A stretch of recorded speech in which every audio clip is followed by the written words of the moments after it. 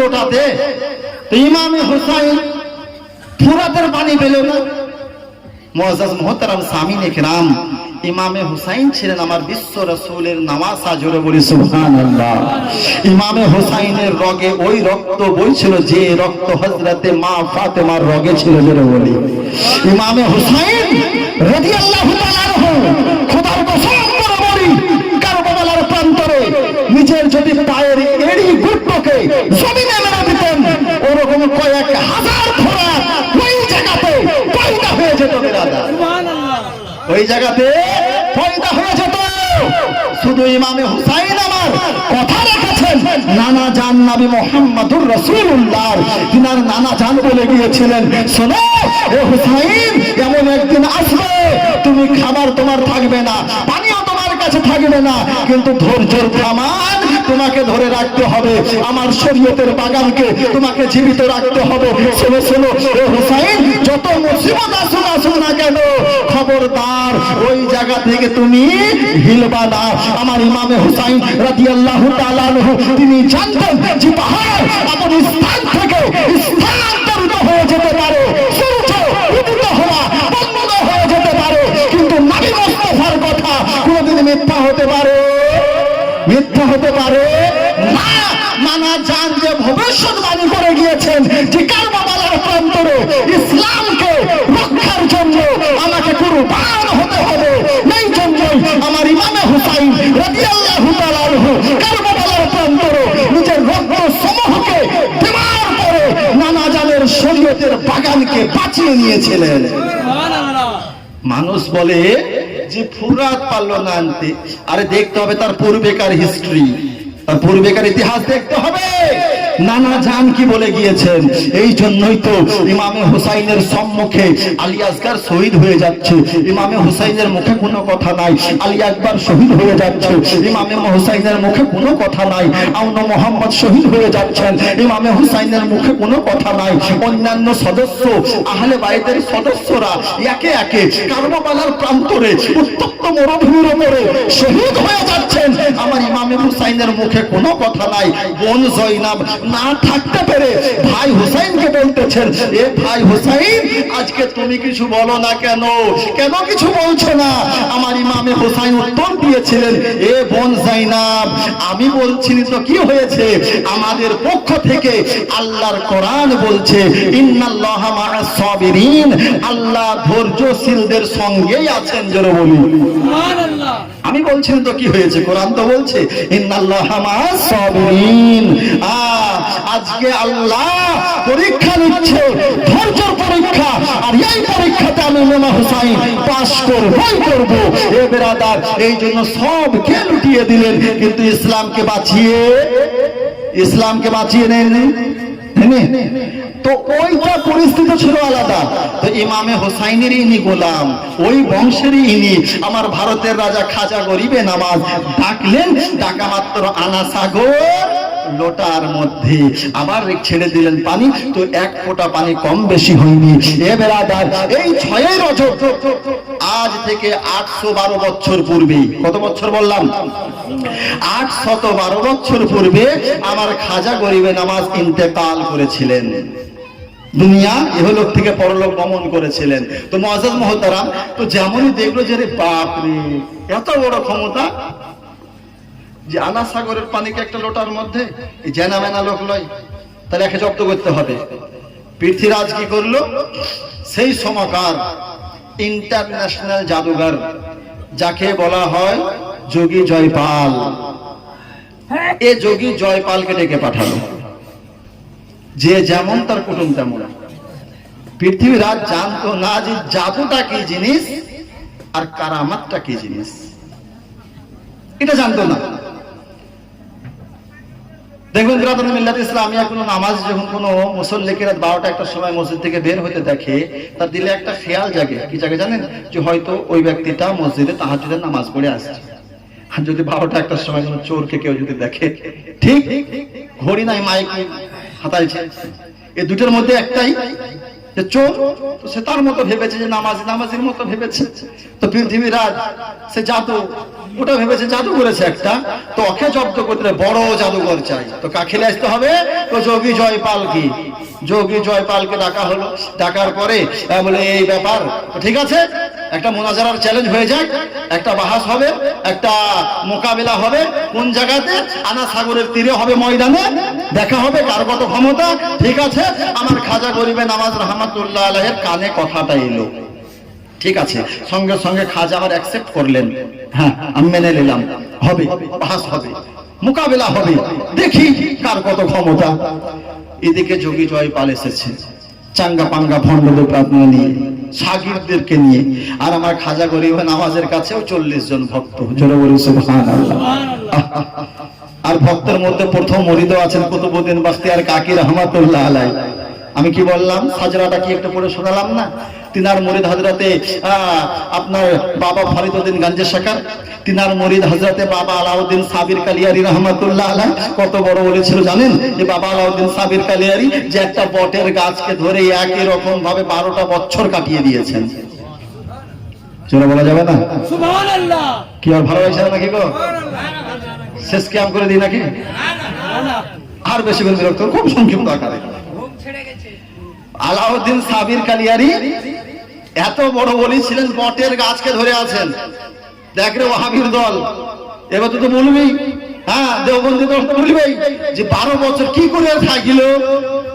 আল্লাহ বলছেন যে বান্দা আমার হয়ে যায় আমি তার হয়ে যাই। জোরে বলি, যে বান্দা আমার হয়ে যায় আমি তার হয়ে যাই। ও বাহ্যিক দৃষ্টিতে 12 বছর ধরে ছিল বট গাছ, কিন্তু আমি আল্লাহ তাকে খাইয়েও দিয়েছি, তাকে পানও করিয়ে দিয়েছি। জোরে বলা যাবে না সুবহানাল্লাহ? তো হযরত আলাউদ্দিন সাবির কালিয়ারি একই রকম ভাবে, বেশি দূর নয়, ইউপির পাশের রাজ্য উত্তরাখণ্ড, উত্তরাখণ্ডে একটা জায়গার নাম কালিয়ার। এই কালিয়ার শরীফে হযরত আলাউদ্দিন সাবির কালিয়ারি রহমাতুল্লাহ আলাইহি একই রকম ভাবে 12 বছর দাঁড়িয়েছিলেন। আল্লাহু আকবার কবীরা, সুবহানাল্লাহি ওয়া বিহামদিহি, সুবহানাল্লাহিল আযীম।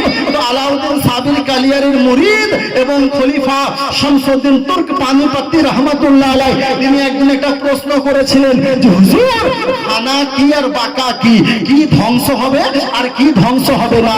তো আলাউদ্দিন সাবির বলেছিলেন, বেটা শামসুদ্দিন, যেদিন আমি ইন্তেকাল করব সেদিন তোমার উত্তর তুমি নিজেই পেয়ে যাবে। জোরে বলে সুবহানাল্লাহ। কি দেখা গেল, সময় সাপেক্ষে প্রশ্ন তো আছে, যে হুজুরকে একটা প্রশ্ন করলাম উত্তর পেলাম না, ইন্তেকালের দিনে উত্তর পাবো। তো ইন্তেকালের পূর্বে আলাউদ্দিন সাবির কালিয়ারি শামসুদ্দিনকে ডাকলেন, শামসুদ্দিন শোনো, আমার যখন ইন্তেকাল হয়ে যাবে আমার বডিটাকে আমার হুজরার মধ্যে ভরে দেবা, খবরদার তোমার, এবং বাইরে থেকে এটাকে খিলটা লাগিয়ে দেবা। অলরেডি আমার গোসল হয়ে যাবে, আমার কাফন দাফন হয়ে যাবে, যখন কাফন দাফন হয়ে যাবে আমার বডিটাকে, লাশটাকে বের করবা এবং খাটলিতে রাখবা, ময়দানে নিয়ে গিয়ে রেখে দেবা। তোমাদের মধ্যে কেউ আমার জানাজার নামাজ যেন না পড়ায়। পশ্চিম দিক থেকে একজন আল্লাহওয়ালা আজকে ঘোড়ার উপরে সাওয়ার হয়ে আসবে, ওই আমার জানাজার নামাজ পড়িয়ে পুনরায় ঘোড়াতে চেপে পশ্চিম দিকে চলে যাবে। আমার লাশটাকে ওইভাবে রেখে দিবা, আর সেই দিন তোমার উত্তরটা তুমি পেয়ে যাবা যে কি আছে বাঁকা আর কি আছে ফানা, কি হবে ধ্বংস, কি থেকে যাবে। এই উত্তর শামসুদ্দিন সেদিন তুমি পেয়ে যাবা। এ মুআজ্জাজ মুহতারাম সামিন ইকরাম, আলাউদ্দিন সাবির কালিয়ারি রহমাতুল্লাহ আলাইহি তিনার যখন ইন্তেকাল হলো, ওসিয়ত মোতাবেক তিনার মুরিদ শামসুদ্দিন রহমাতুল্লাহ আলাইহি লাশটাকে নিয়ে হুজরাতে রেখে দিলেন। হুজরাতে রাখার পরে বাইরে থেকে বন্ধ করে দিলেন, দরজা বন্ধ করে দিলেন। হযরতে শামসুদ্দিন বলেন যে পানির আওয়াজ আমি পাচ্ছি, কে পানি ঢালছে, এবং কিছুক্ষণ পরে পানির আওয়াজটা বন্ধ হয়ে গেল। আরেকটু অপেক্ষা করলাম, অপেক্ষা করার পরে দরজা খুলে দেখছি, হ্যাঁ আমার প্রিয় মুর্শিদের লাশ একবারে কাফন দাফন হয়ে রেডি হয়ে আছে। হুজুরের কথা মোতাবেক আমার প্রিয় মুর্শিদের লাশটাকে নিয়ে খাটলির ওপরে রাখলাম, ময়দানে নিয়ে গেলাম। সমস্ত ভক্তরা আমরা লাইন দিয়ে দাঁড়িয়ে গেলাম যে হুজুরের জানাজার নামাজ হবে। এক অপরের দিকে তাকাই যে হুজুরের নামাজ, জানাজাটা কে পড়বে, হুজুরের জানাজার নামাজটা আদায় কে করবে। সকলে মিলে আমার দিকে তাকাই, যেহেতু আমি হুজুরের খুব কাছের মুরিদ, আমার নাম শামসুদ্দিন তুর্ক পানিপত্তি, সকলে আমার দিকে তাকায়। কিন্তু শোনো, আমার হিম্মত হয় না যে আমি আমার হুজুরের জানাজার নামাজটা পড়িয়ে দিই। কেন? যে আমার হুজুর ওসিয়ত করে গিয়েছেন পশ্চিম দিক থেকে একজন আল্লাহওয়ালা আসবে, সে নামাজটা পড়িয়ে পুনরায় চলে যাবে। সেই দিন আমি উত্তর পাবো কি থাকবে আর কি থাকবে না। হে মুআজ্জাজ মুহতারাম সামিনে কিরাম, তো আপনার সকলে লাইন দিয়ে সারিবদ্ধভাবে দাঁড়িয়ে আছে। এমন অবস্থায় কি দেখা গেল? একজন আল্লাহওয়ালা সাদা ঘোড়ার উপরে সওয়ার হয়ে, সাদা জুব্বা, সাদা পাজামা, সাদা পাগড়ি, সাদা দাড়ি ইত্যাদি সফেদ পোশাক পরিধান করে আজকে আমার সাবির কালিয়ারি রহমাতুল্লাহ আলাইহির জানাজার কাছে এলেন এবং বেরাদার জানাজা আদায় করালেন। ইমাম হিসাবে নামাজ পড়িয়ে দিলেন। নামাজ কমপ্লিট করার পরে আবার ঘোড়াতে চেপে গিয়েছেন, পশ্চিম দিকে যাবেন। এমন অবস্থায় তিনার মুরিদ শামসুদ্দিন তুর্ক পানিপত্তি রহমাতুল্লাহ আলাইহি কদম দুটোকে ধরে নিলেন। হুজুর, একটা বেয়াদবি মাফ করবেন, একটা কথা জিজ্ঞাসা করতে চাই। বলো, কি জিজ্ঞাসা করতে চাও? হুজুর, আমি হচ্ছে আমার পীর ও মুর্শিদের প্রথম খলিফা, প্রথম মুরিদ। ইনার জীবনী এক একটা জিনিস আমার জানা আছে। ইনার জীবনে যখন লেখা হবে আমি বলে দিতে পারবো, কিন্তু হুজুর শেষ জায়গাতে জীবনী কমপ্লিট হবে না। এই জন্য কেউ যদি আমাকে জিজ্ঞাসা করে যে আমার পীর ও মুর্শিদের জানাজার নামাজ কে আদা করিয়েছিলেন, আমার উত্তর থাকবে না। হুজুর, একটু আমাকে বলেন যে আপনি কে। যদি এটা না বলেন তো আপনার চেহারাতে যে পর্দা আছে এই পর্দাটা হটিয়ে নেন, আমি আপনার চেহারার জিয়ারত যেন একবার করতে পারি। জোরে বলুন সুবহানাল্লাহ। আলাউদ্দিন সাবির কালিয়ারি জানাজার নামাজ কমপ্লিট হয়ে গিয়েছে, ঘোড়ার উপর সওয়ার হয়ে গিয়েছেন। শামসুদ্দিন পা ধরে বসে, হুজুর বলতে হবে, নালে চেহারা থেকে পর্দা হটাতে হবে। আল্লাহু আকবার কবীরা, সুবহানাল্লাহি বিহামদিহি, সুবহানাল্লাহিল আযীম। এ বেরাদার, ওলি কার নাম দেখুন। রব্বুল আলামিন তাদেরকে কত পাওয়ার দিয়েছেন, কত ক্ষমতা দিয়েছেন। আমার আলাউদ্দিন সাবির কালিয়ারির লাশ খাটলির উপরে, আর যিনি ঘোড়ার উপরে সওয়ার হয়ে আছেন তিনি নিজের চেহারা থেকে পর্দাটা হটালেন। যেমনই পর্দাটা হটানো, শামসুদ্দিন কি দেখতে পাচ্ছেন? যে আলাউদ্দিন সাবির কালিয়ারি খাটলির উপরে শুয়ে আছে, একই আলাউদ্দিন সাবির কালিয়ারি ঘোড়ার উপরে সওয়ার হয়ে আছে। জোরে বলি সুবহানাল্লাহ। তো বলছে, বেটা শামসুদ্দিন, তুমি একটা প্রশ্ন আমাকে করেছিলা যে হুজুর বাকা কি আর ফানা কি, কি থাকবে আর কি থাকবে না। ওই দেখো যে আলাউদ্দিন খাটলির উপরে শুয়ে আছে ওটা হচ্ছে ফানা, আর এ আলাউদ্দিন যে ঘোড়ার উপরে সওয়ার হয়ে আছে এ হচ্ছে বাকা। জোরে বলি সুবহানাল্লাহ। তো আমার খাজা গরিবে নামাজের মুরিদের মুরিদের মুরিদ কুতুবউদ্দিন বাখতিয়ার কাকি, ফরিদউদ্দিন গঞ্জের শাকার, তারপরে আসছেন আলাউদ্দিন সাবির কালিয়ারি, আর পীর ভাই হচ্ছেন হুজুর নিজামউদ্দিন আউলিয়া। আল্লাহু আকবার। হে মুসলমান, তো আমার খাজা গরিবে নামাজ বলছে, কুতুবউদ্দিন ভয় করার কোনো কারণ নাই। ও ইন্টারন্যাশনাল কেন, দুনিয়ার যত বড় থেকে বড় জাদুঘর আছে না, নিয়ে আসো কাজ, মোকাবিলা হবে। আল্লাহু আকবার। আজ পর্যন্ত আনা সাগরে আজকে সাক্ষী আছে, আজ পর্যন্ত আজমির শরীফের ও পাহাড় সাক্ষী আছে। এবার আবার একদিকে মাত্র 40 জন, অপর দিকে কয়েক হাজার জাদুঘর।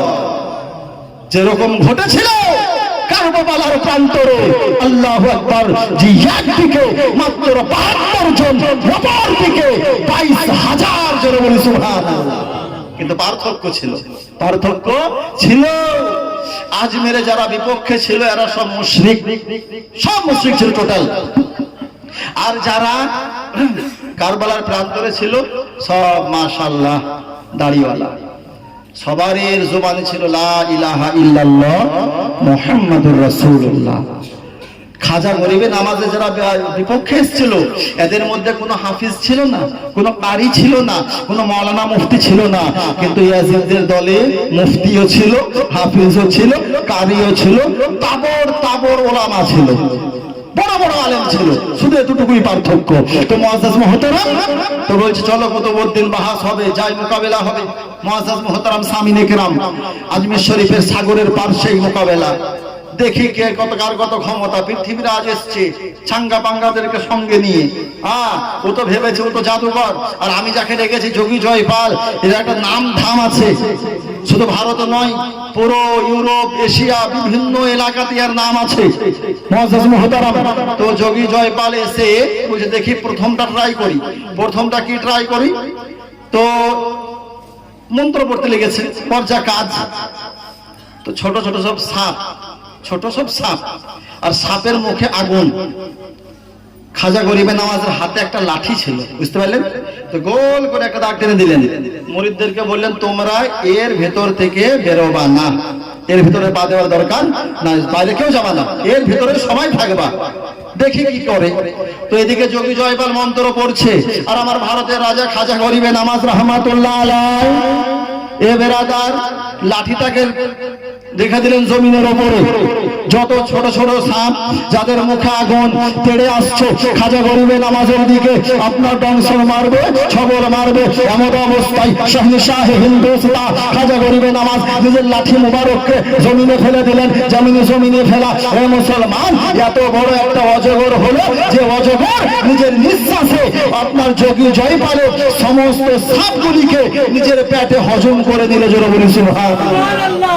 আর একটু জোরে বলা যাবে না? এ যোগী জয়পাল রে বাস রে, এই আমার থেকে বড় নাকি রে? হ্যাঁ, আমি যা আছি আমাদের নাম খাম আছে, আমার থেকে বড়। আমি এতটি ছাড়লাম, ওর একটাতে যথেষ্ট। খাজা গরিবে নওয়াজ আবার ধরলেন, যেমনই লাঠিকে লাঠি হয়ে গেল। মুআজ্জাজ মুহতারাম, এবার দ্বিতীয় পায় তারা যে স্থল পথে তো হলো না, আকাশ পথে আক্রমণ করতে হবে। তো আকাশ পথে এ বেরাদার তার আপনার মন্ত্র তন্ত্র পড়তে আরম্ভ করেছে এবং আকাশে উঠছে। আমার খাজা গরিবে নওয়াজের ভক্তরা বলে হুজুর এবার কি করবেন? আমার খাজা গরিবে নওয়াজ বলে চলো, চিন্তা করার কোনো কারণ নাই, রব্বুল আলামিন আমাদের হেফাজত করছে। জোরে বলি সুবহানাল্লাহ। এ বেরাদার আমার খাজা গরিবে নওয়াজ কাঠের খড়ম ব্যবহার করতেন। এই কাঠের খড়মকে হুকুম দিলেন যে যা, এবং যোগী জয়পালকে আকাশ পথ থেকে মারতে নামিয়ে নিয়ে আয়। জোরে বলি সুবহানাল্লাহ। হে মুসলমান, আমরা জানি আজকে দুনিয়াতে বহু দেশ আছে নিজের আত্মরক্ষার জন্য মিসাইল তৈরি করে কি করে না? এর জোরে বলতে হবে, আর একটু জোরে। নিজের রক্ষার্থে মিসাইল তৈরি করতে পারে এ বেরাদার, কিন্তু এটা আমরা সবাই জানি যে আজকে ভারতের তৈরি করা মিসাইল এ বেরাদার নিজের লক্ষ্যে পৌঁছাতেও পারে, নাও পৌঁছাতে পারে, ফেল হয়ে যেতে পারে। বাংলাদেশের তৈরি করা মিসাইল ফেল হয়ে যেতে পারে, আমেরিকার তৈরি করা মিসাইল ফেল হয়ে যেতে পারে, জার্মানির তৈরি করা মিসাইল ফেল হয়ে যেতে পারে, আপনার ব্রিটেনের তৈরি করা মিসাইল ফেল হয়ে যেতে পারে। ইরাক, ইরান যত আছে কান্ট্রি, সমস্ত কান্ট্রির তৈরি করা মিসাইল ফেল হতে পারে, কিন্তু আমার ভারতের রাজা খাজা গরিবে নওয়াজ রাহমাতুল্লাহ আলাইহি তৈরি করা এই খড়মের মতো মিসাইল, এটা ফেল হবে না মুসলমান। ভেতরে কোনো লাইটের কোনো ব্যবস্থা নাই, কোনো ব্যাটারির কোনো ব্যবস্থা নাই, কোনো ইলেকট্রিকের কোনো ব্যবস্থা নাই। কাঠের খড়ম হে বেরাদার, যেমনই বলা যে খড়ম আপনার আকাশে উঠতে আরম্ভ করেছে এবং ওই জায়গাতে পৌঁছে গিয়েছে যেই জায়গাতে যোগী জয়পাল আছে, আক্রমণ করার চেষ্টা করছে। আর এই খড়ম তার মাথায় পড়তে আরম্ভ করেছে। আজকে ও খড়ম যোগী জয়পালকে মারতে নিয়ে আমার খাজা গরিবে নওয়াজের কদম মোবারকে রেখে দিয়েছে। আল্লাহু আকবার কাবীরা, সুবহানাল্লাহি ওয়া বিহামদিহি, সুবহানাল্লাহিল আযীম। যোগী জয়পাল আজকে আমার খাজাকে বলে হুজুর অনেক জাদুঘর দেখেছি, দুনিয়ার তাবর জাদুঘররা আমার নাম শুনলেই আজকে মাঠ ছেড়ে পালিয়ে যায়, কিন্তু আপনার কাছে এই কেমন জাদু আছে যে আমার কোনো জাদু আপনার উপরে আসার করে না, আমার কোনো জাদু আপনার কাছে আজকে কোনো ক্ষতি করে না? এটা কোন জাদু আপনি শিখেছেন? কে আপনাকে শিখিয়েছে? আল্লাহু আকবার। আমার হিন্দাল বলি আতাওয়ারছে খাজা গরিবে নওয়াজ রাহমাতুল্লাহ আলাইহি তিনি বলেন শোনো, এ যোগী জয়পাল এটা আমার কাছে কোনো সিফলি ইলম নাই, কোনো নজমি ইলম নাই, কোনো আজকে আমার কাছে কালা জাদু নাই, এটা আমার কাছে কোনো জাদু নয়। এটা আমার কাছে যেটা আমি তোমাকে দেখালাম, এটা হচ্ছে আমার মাদিনাওয়ালা পয়গম্বর শাহ জুবাকার মাদানিকে তাজদার আহমদ মুখতার নবীও কা সরদার বিশ্বজাহানের মালিক মুখতার পয়গম্বর নবী মুহাম্মদুর রাসূলুল্লাহ সাল্লাল্লাহু তাআলা আলাইহি ওয়াসাল্লামের দেওয়া একটা ক্ষমতা। জোরে বলি সুবহানাল্লাহ। জোরে বলা যাবে না? আমার কাছে কোনো জাদু নাই, নাবি আমাকে দান করেছেন, আর নাবিকে দান করেছে, জোরে বলুন আরে একটু জোরে, নাবিকে দান করেছে আল্লাহ, আর বন্টন করেছেন আমার রাসূলুল্লাহ। এ বেরাদার, যোগী জয়পাল বলে হুজুর অনেক জায়গা দেখেছি, অনেক এলাকায় ঘুরেছি, তাবর তাবর জাদুঘরকে হারিয়েছি, কিন্তু আপনার কারামাতের কাছে আমার জাদু কিছুই নাই। হুজুর আর দেরি নয়, আর দেরি নয়, আমাকে এখনই যে ধর্ম আপনি মধ্যপ্রাচ্য আরব দেশ থেকে নিয়ে এসেছেন সেই ধর্মের আজকে মহামন্ত্রটা পাঠ করিয়ে আমাকে ইসলাম ধর্ম দীক্ষিত হওয়ার তৌফিক দান করেন। জোরে বলুন সুবহানাল্লাহ। তো যোগী জয়পাল ইসলাম ধর্ম ওই জায়গাতে কবুল করেছিল, ওই জায়গাতে কবুল করেছিল। এরকম ভরি ভরি উদাহরণ আছে। এ মুআজ্জাজ মুহতারাম সামিনে কিরাম, এ হচ্ছে আমার খাজা গরিবে নামাজ রহমাতুল্লাহ আলাই। আরেকটা কথা বিরাদরান মিল্লাত ইসলামিয়া, কিছু মানুষ ক্ষমতা নিয়ে অনেক কথা বলে, ওলিদেরকে তো ছাড়েই না, নাবিদেরকে নিয়েও আপনার বিশাল খুব মন্তব্য করে। এই যে কারামাত গুলা বললাম কি না, তো কিছু মানুষের আপনার চুলকানি আরম্ভ হয়ে যাবে, চুলকানি আরম্ভ হয়ে যাবে। হ্যাঁ, যেরকম কথা বলছে এর কোনো উদ্ধৃতি আছে, কিছু আর ইয়ে আছে, রেফারেন্স আছে? মুআজ্জাজ মুহতারাম, আমি আগেই তো আপনাকে বলেছিলাম যে বিনা দলিলে সুন্নি জামাতের কোন আলেম আপনার মঞ্চে বক্তব্যই রাখে না। আর যেমন দেখবেন ওই যে ইউটিউবের কথা বললাম না, ওই যেমন ইউটিউবে সার্চ করবেন, যত দেখবেন আগাছা বাজারি বক্তা, কোনো রেফারেন্স নাই। ওই কাগজে একটা করে নিবে, হ্যাঁ এটা জায়েজ আছে, না জায়েজ নাই, মুখে মুখে যে কোন হাদিসে আছে, কোথায় আছে এটা উদ্ধৃতি দে, কোনো উদ্ধৃতি পাবেন না। আল্লাহু আকবার কাবীরা। এই যেখানে যে ইলমে গায়েবের কথাটা আমি বলছিলাম, যে আমার খাজা গরিবে নামাজের ক্ষমতার সঙ্গে ইলমে গায়েব কেমন জড়িয়ে আছে জানেন? যে খাজা গরিবে নামাজ রহমাতুল্লাহ আলাই একজন বসে আছেন, একজন আল্লাহর ওলির সাথে আছেন, আর একজন বাচ্চা এ ধুলো বালি দিয়ে খেলা খেলছে। তো আমার খাজা গরিবে নামাজ ওই আল্লাহর ওলি শাহাবুদ্দিনকে বলতেছে, শাহাবুদ্দিন ওই দেখো বাচ্চাটা, দেখো দূরের যে ধুলো বালি নিয়ে খেলা খেলছে, একদিন এমনই আসবে যে একদিন এই বাচ্চা বড় হওয়ার পরে ভারতবর্ষের সম্রাট হবে। জোরে বলুন সুবহানাল্লাহ। ইলমে গায়েব। খাজা গরিবে নামাজ বলেন, ভবিষ্যৎবাণী করলেন, ঠিক হ্যাঁ। সময় অতিবাহিত হলো, ও ছেলে বড় হলো, বড় হওয়ার পর ভারত আক্রমণ করলো, আর আক্রমণ করে জয়লাভ করলো, যার নাম হচ্ছে আপনার শামসুদ্দিন আলতুমিস। জোরে বলুন সুবহানাল্লাহ। আর তার একমাত্র কন্যা ছিল কি জানেন? রাজিয়া সুলতানা, যে প্রথম মহিলা যে পুরো ভারতবর্ষকে শাসন করেছিল। তোমরা তার এসে অদৃশ্যের জ্ঞান, এগুলো আল্লাহ নবীকে দিয়েছেন। ধরেন নবী পাক আমার পার হাউস, বিলা তামসিল, হাজার হা বিলা তামসিল, নবী হচ্ছেন আমার পার হাউস। আর ওই পার হাউসের আলো নিয়ে আলোকিত হয়েছেন হযরত আবু বকর সিদ্দিক। জোরে বলি নবী পাক সাহেবের আওলাদ এমনই পার হাউস, যে পার হাউসের আলো নিয়ে আলোকিত হয়েছেন আমার মাওলানা আলী, যে পার হাউসের আলো নিয়ে আলোকিত হয়েছেন উমর ফারুক, উসমানে গনি, আপনার ইমামে হাসান, ইমামে হুসাইন, ইমামে আযম, ইমামে শাফি, ইমামে মালিক, ইমামে হাম্বল, ইমামে আবু ইউসুফ, ইমামে ইবনে মুবারক, হযরত গাউসে পাক, খাজা গরিবে নামাজ আলা হযরত, যে পার হাউসের আলোতে বিশ্বজাহানকে রব্বুল আলামিন আমার আলোকিত করে রেখেছেন মুসলমান। আজ সেই খাজা গরিবে নামাজের উরসে পাক। আল্লাহু আকবার। কে কি বলছে কি না বলছে ওয়া দেখে কান দিলাম না, ওয়া কান দিয়ে লাভ নাই। বলে উদ্ধৃতি, এই যে উরস পাকটা মানালেন, কিছু আছে উদ্ধৃতি, এরা তো বলে চলে গেলে তো হবে না। দেখুন মুআজ্জাজ মুহতারাম সামিনে কিরাম, বিনা দলিলে কোনো কথা বলি না। উরুস এসছি, যে উরুস মানানোটা জায়েজ আছে কি না, এর উদ্ধৃতি না থাকলে কি এমনি এমনি এসেছে? হ্যাঁ, এমনি কি বেদাতি করতে এসেছে? বলেন না গো, হ্যাঁ না বলেন না? বেদাতি আমরা নই। আমি তো আপনাকে আগে বলেছিলাম আমাদের ওই আকীদা, যে আকীদা হযরত আবু বকর সিদ্দিকের ছিল, যে আকীদা ওমর ফারুকের ছিল, যে আকীদা ওসমান গনি মাওলা আলীর ছিল, সে আকীদা এটাই। আর বাকি যত দল দেখছেন কি না, ডাঙ্কার চোটে বলতে পারি, এই একটা দল যত দেখতে পাচ্ছেন, নিচড়ি খিচড়ি ওয়াহাবি দেওবন্দি ফারাজি হাত ঝাড়ুয়া পা ফাড়ুয়া হেজাজি যত দল আছে, নবীর কথা মোতাবেক সবাই জাহান্নামে যাবে, সবাই জাহান্নামে যাবে। এটাও হাদিস দ্বারা প্রমাণ করে দেবো। তো বিরাদরান মিল্লাত ইসলামিয়া, একটা উদ্ধৃতি, এই উরুসে আমরা এসেছি, যে গোলাম মাওলা সাহেব যে ব্যবস্থাপনা করেছেন আজকে রজবুল মুরাজ্জবের 6 তারিখ, আলহামদুলিল্লাহ সুম্মা আলহামদুলিল্লাহ প্রতি বছর যেন এরকম উরুসে পাক পালন করতে পারে, যে উরুসটা আছে কিনা।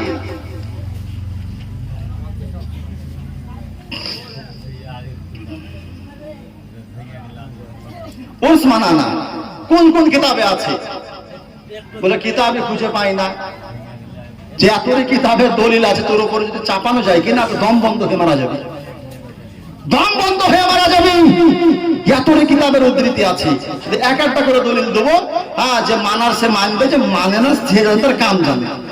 যেমন জমি প্রমাণ করতে হলে দলিল কটা লাগে গো? জোরে বলেন।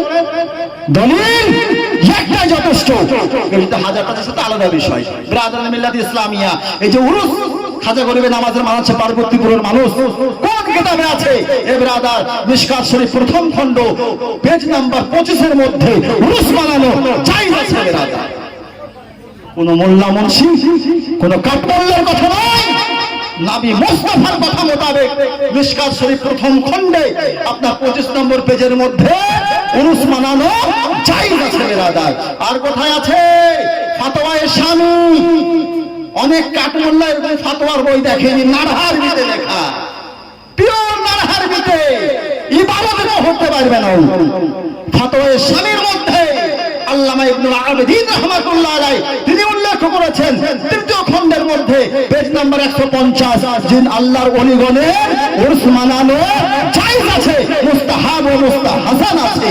আর একটা সহিহ হাদিস, তাদের কথা থাকে সহিহ আছে কিনা, সহিহ আছে কিনা, সহিহ দেখ তো সহিহ হাদিস আছে কিনা।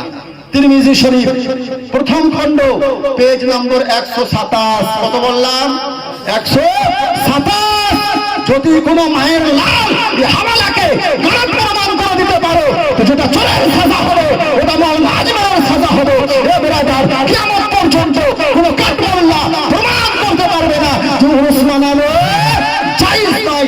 এ ব্রাদার, উরুস আগেও হয়েছে, এখনো হচ্ছে, কিয়ামত পর্যন্ত খোদা বলি বলে উরুস পালন হবে ব্রাদার। আমরা আলহামদুলিল্লাহ উরুস মানার পক্ষে না বিপক্ষে?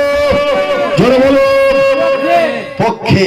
আল্লাহ রাব্বুল আলামিন আমাদেরকে এই রকম ভাবে ব্রাদার মিল্লাত ইসলামিয়া উরসে আপনার মানানোর তৌফিক দান করেন। জোরে বলে আমিন।